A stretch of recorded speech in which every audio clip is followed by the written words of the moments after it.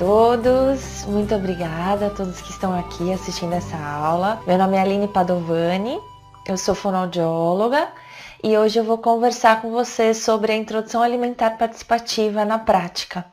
É um assunto que eu gosto bastante e eu espero contribuir tanto para o dia a dia de vocês, né, que estão aqui me ouvindo como família, né, pais e mães, cuidadores que estão aí assistindo, como também auxiliar vocês na prática, no dia a dia do consultório, a ter ideias e dar ideias, né, para as famílias que vocês atendem, tá bom?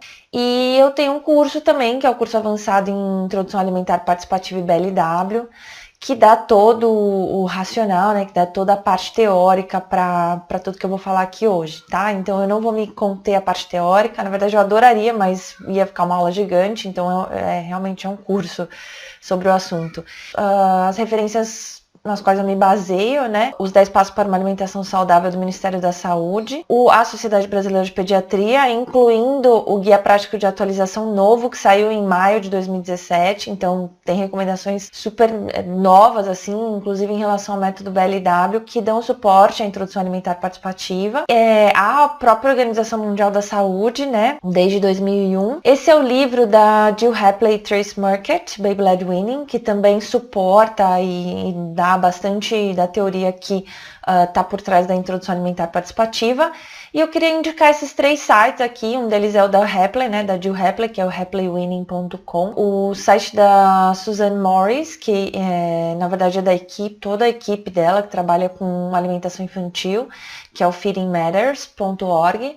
E o site da Ellen Satter, ellensaterinstitute.org. É um site de uma nutricionista também, excelentíssima no que ela faz.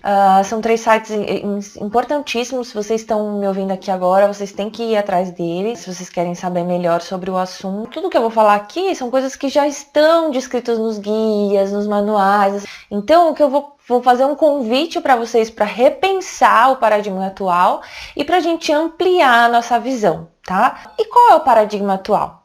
É o da alimentação passiva, né? Então, eu tenho sair da alimentação passiva e encaminhando em direção à autoalimentação. A partir dos 6 meses, eu tenho um bebê disposto a interagir com o mundo, tocando nos alimentos e se autoalimentando. Então, eu saio de um paradigma de onde o cuidador decide quando o bebê começa a comer, para um paradigma completamente em outro extremo, que é o próprio bebê decide a hora em que ele está pronto para comer.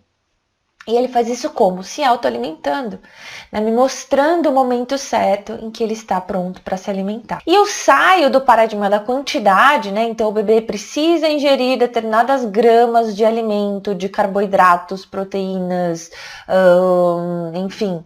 E eu também saio do paradigma da ingestão, esse bebê precisa engolir, e eu só estou pensando na boca e no estômago, para um paradigma em que eu observe mais a qualidade do que está sendo apresentado para ele. Então eu observo mais a alimentação familiar e o que essa família come, em qual ambiente esse bebê está inserido, e no aprendizado, o que esse bebê está aprendendo no momento da introdução alimentar. Eu preciso mostrar para vocês esses 2 extremos, para quê? Para vocês entenderem que a gente já está mais situado aqui, cada vez mais.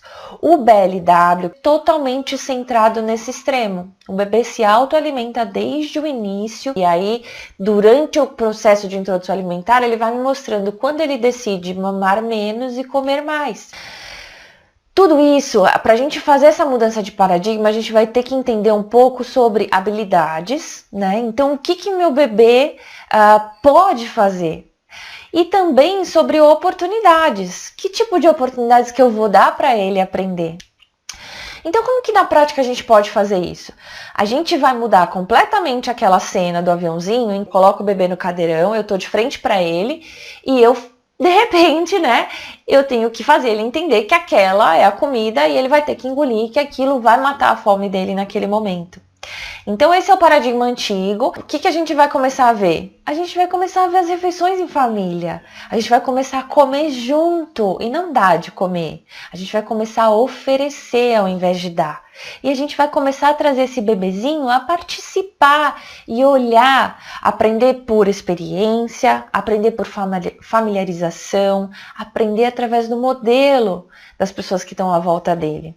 O bebê, ele é capaz de explorar os alimentos, através dessa interação, o cérebro dele vai adquirindo informações sensoriais dos mais diversos tipos, que vão fazendo com que ele aprenda rapidamente a se autoalimentar e a depender cada vez menos da interferência do adulto. E ainda que eu ofereça a comida na boca dele, que eu tenha um bebê atento à situação, que ele saiba que aquela situação é agradável, que ele possa pegar na sua mão e interagir junto, que ele possa observar a comida e que ele esteja ativo, retirando esse alimento da colher e não simplesmente que eu coloque na boca dele, raspe no lábio superior e a comida caia dentro da boca. Vamos observar como é uma alimentação passiva e como que é a autoalimentação. Esse estudo foi feito pela Ripley, é o estudo do doutorado dela, e ela observou que durante a autoalimentação o comportamento ativo do bebê é exploratório e o comportamento passivo é simplesmente ignorar a comida. Durante a alimentação passiva, então passivamente ele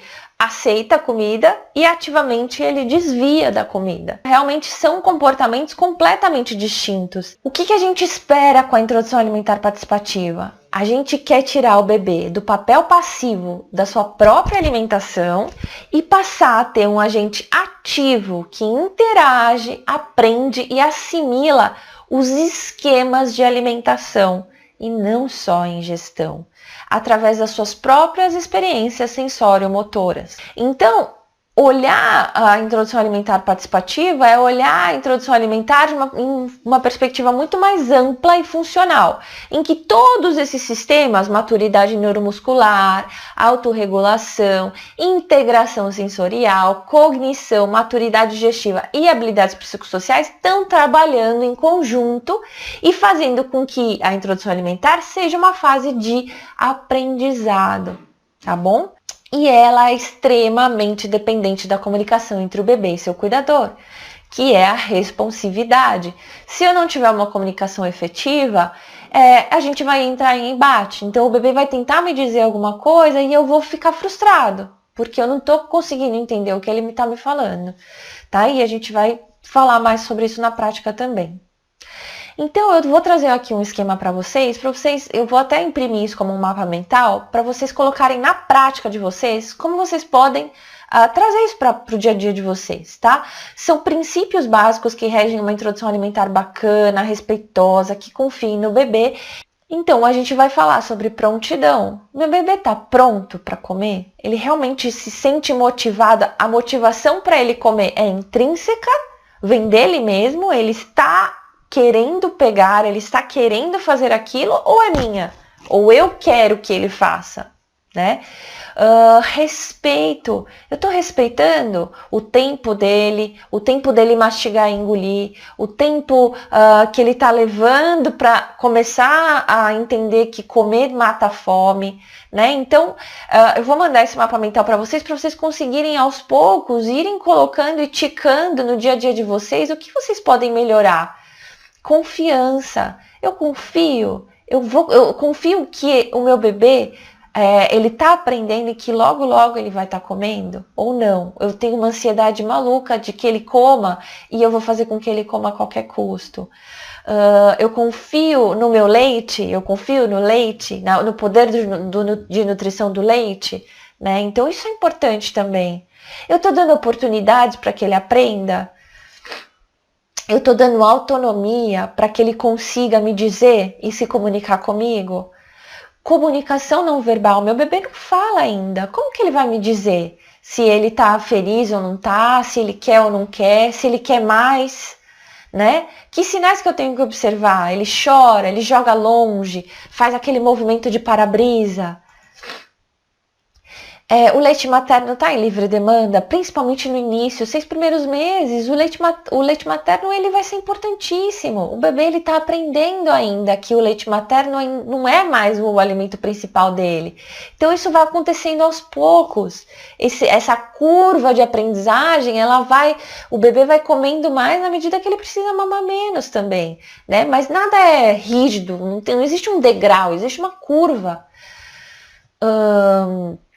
Autorregulação, eu estou respeitando os sinais que meu bebê diz quando ele tem fome e quando você percebe que ele já está saciado ou que ele precisa estar saciado para ele pelo menos interagir com o alimento. Muitas vezes a gente tenta fazer com que o bebê interaja com o alimento, um bebê com fome. Esse bebê não sabe que comer mata a fome. Para ele, matar a fome é através do leite. Como é que eu vou querer que esse bebê de repente descubra isso? É melhor até que ele mexa no alimento enquanto ele já estiver saciado, então eu ofereço alimentação láctea como de costume, e aí sim ele vai interagir com o alimento, porque assim ele é um bebê feliz. Uma pessoa com o estômago cheio é uma pessoa feliz, né? E quando ele vai ver, ele vai provar sabores, ele vai provar cores, cheiros, texturas, ele está aprendendo, né? Então, e conforto. O bebê tá confortável? Eu coloco ele no cadeirão, ele chora. Será que ele tá confortável ali? Será que ele não tá se sentindo sozinho? Será que tá gelado, tá frio? E se eu colocar ele no meu colo? Ou no meu colo ele fica super desconfortável? Será que se eu não colocar ele na cadeira ele não vai ficar melhor? Pensem além do alimento, pensem além do bebê engolindo, sabe? Pensem na questão da socialização. Eu dou comida para ele antes de todo mundo. Como que eu quero que ele aprenda a comer, né? Só engolir? Então, se ele não sabe, se ele não vê aquele modelo, fica muito difícil dele se familiarizar com aquilo tudo. E socializar é importante, porque comer é prazeroso por diversos motivos, não só pelo sabor, né? A gente compartilha refeições. Quando a gente faz aniversário, tem comida. Quando a gente faz festa, tem comida. Porque comer é socializar também. Como estão as habilidades motoras dele? Será que eu estou pedindo que meu bebê consiga se alimentar, mas ele não consegue nem sentar ainda? Ele não consegue nem segurar a cabeça direito ainda, né? Ele não consegue trazer as coisas para a boca. Será que eu não preciso pensar que esse bebê ainda está se desenvolvendo e que no momento certo ele vai também me mostrar que ele está pronto para comer? Comer é um ato aprendido, mas ele faz parte do desenvolvimento. Se você dá a oportunidade, ele vai comer cedo ou tarde, a não ser que ele tenha algum distúrbio, alguma dificuldade, e aí sim isso deve ser investigado. Mas a maioria dos bebês normais vai passar por um processo que é gradativo, de que ele vai começar a aprender a comer a partir do momento que ele descobre que comer bata fome, é legal, é divertido, socialmente prazeroso. Eu estou dando um modelo bacana para o bebê, eu estou querendo que ele coma determinado legume ou verdura, mas eu como isso também, né? Eu estou dividindo, por isso que é legal repensar o que a gente come no momento da introdução alimentar. Porque esse bebê apenas está sendo introduzido, mas ele vai comer com a sua família para o resto da vida. O crescimento e desenvolvimento dele não depende só da papinha que ele está engolindo nos 6 primeiros meses, depende de tudo que ele vai comer durante toda a infância dele. Como que tá esse ambiente? Tá tranquilo? Tá calmo? Tá cheio de expectativas ou tá cheio de tensões? Tem medo? O próprio medo do engasgo, ele não é legal, né? Então, quando as pessoas me falam, eu queria fazer BLW, mas eu tenho medo do bebê engasgar, eu falo, calma, então vamos trabalhar esse medo primeiro. Vamos começar a confiar no bebê aos poucos, né? Começa com a comida amassada que seja, mas que você pense em todo o outro resto também. Porque a partir do momento que você pensa em todo o outro resto, na medida que o bebê te dá confiança, que ele te mostra que ele está pronto, aí a coisa flui. E você não precisa mais ter medo. Porque o medo também não é bacana. O bebê sente isso, ele sente tensão. Ele sente que você quer que ele coma e ele não está conseguindo fazer aquilo. Então tudo isso você traz à mesa, né? O ambiente é bem importante. Supervisão é importantíssimo. Não adianta eu achar que o bebê vai comer sozinho, eu vou largar ele lá e vou embora. Isso não é comer sozinho. A gente precisa estar supervisionando para ver se aquilo se ele realmente está conseguindo, se eu vou ter que ajudar ele de alguma forma. E eu vou ser sempre um mediador. Integração sensorial. Eu tô dando oportunidades para ele realmente conseguir fazer essa integração sensorial. E o que é isso? Ele saber que comer tem diversas coisas que estão ali acontecendo. Se eu simplesmente jogo a comida na boca do bebê, o que ele está sentindo? Um peso dentro da boca, de repente, um negócio, um sabor que ele nunca sentiu antes na vida, e ele simplesmente não sabe o que fazer com aquilo, ele se desorganiza. É óbvio que ele se desorganiza. Por quê? Porque ele nunca sentiu aquilo. E como ele vai fazer para se organizar? Deixa ele sentir, deixa que a experiência venha dele, parta dele. E a partir do momento que o cérebro dele vai reconhecendo aos poucos, ele vai se situando dentro do mundo naquela situação. E aí sim ele pode engolir e comer e ter, né, memórias prazerosas daquilo. E poder fazer outras vezes. Escuta ativa, o que é? Não é uma escuta da fala, porque ele não vai me falar, mas ele vai me dizer muita coisa através de gestos, através de emoções, através do choro, empatia. E não é empatia no sentido de, puxa vida, se eu fosse ele eu ia adorar comer, né? Porque que saco só tomar leite, eu adoro comer. Mas e você sendo um bebê que nunca viu nada além do leite na sua vida, nada além do seio da sua mãe, quentinho, gostosinho no colo. De repente te colocaram no cadeirão, né? E você é obrigado a pegar e pôr um negócio na boca que você nunca viu na vida. Se coloca no lugar, né? Como é mudança para você? Como é uma mudança? Mudar, sair da zona de conforto é sempre difícil. E esse é o momento de sair da zona de conforto, em que o bebê sai de uma zona de conforto dele. Então se coloca no lugar dele. O adulto vai ser mediador, não vai ser controlador. Então eu vou mediar situações, né? Que eu vá oferecer na colher para ele, então eu estou mediando. Digamos que eu vou oferecer apenas o arroz e feijão, eu vou deixar ele mexer em tudo, mas o arroz e feijão vai desperdiçar muito, não quero. Eu vou oferecer na colherzinha. Que eu medie, que eu ajude ele, mas que ele me mostre, né? Siga vamos brincar de siga o mestre, e ele vai ser o mestre. Ele é o mestre da sua própria alimentação, do seu próprio aprendizado. Ninguém melhor do que o bebê para te falar qual a melhor forma dele ser alimentado. A questão da segurança é importantíssima, para tudo. Esse bebê, você lavou as mãos dele antes de comer, né? Antes dele pôr a mão nas coisinhas, os alimentos estão bem higienizados, eles estão cortados em formato seguro, você não está oferecendo nada que dê risco, uvas inteiras ou cascas que são difíceis de mastigar sem os dentes. Então tudo isso tem que ser respeitado porque ele é um bebê em desenvolvimento. Sentimentos e emoções. Que tipos de sentimentos e emoções eu estou trazendo à mesa, né? Como eu disse na questão do ambiente. Eu estou trazendo... uma coisa muito importante para a gente pensar sejam gratos no momento da refeição. Agradeçam pela comida que vocês têm ali, sabe? Passem isso para o bebê, entendeu? E... sempre um ambiente afetuoso, cheio de respeito, afeto. Isso tudo transmite para o bebê bastante segurança e dá para ele confiança para se colocar dentro daquela situação de forma feliz e contente. Tá? Então, assim, esse é um mapa mental básico de todas as coisas que a gente poderia pensar, né, no nosso dia a dia. Não é um manual de instruções, né? Dentro do seu contexto, você vai conseguir observar isso. Eu tenho certeza que se cada um de vocês puser esse mapa mental no papel, cada um de vocês vai ticar algumas coisas que vocês podem fazer que são diferentes uns dos outros, tá? Porque são contextos diferentes, né? E o que a gente espera no futuro? A gente espera que a gente tenha uma criança que se sinta bem em relação à comida e que tenha, de forma intrínseca, o desejo de comer. Que ela coma naturalmente o tanto quanto ela precisa e não o tanto quanto eu acho que ela precisa. E que ela cresça na medida que seja certa para ela mesma, sem padrão de comparação.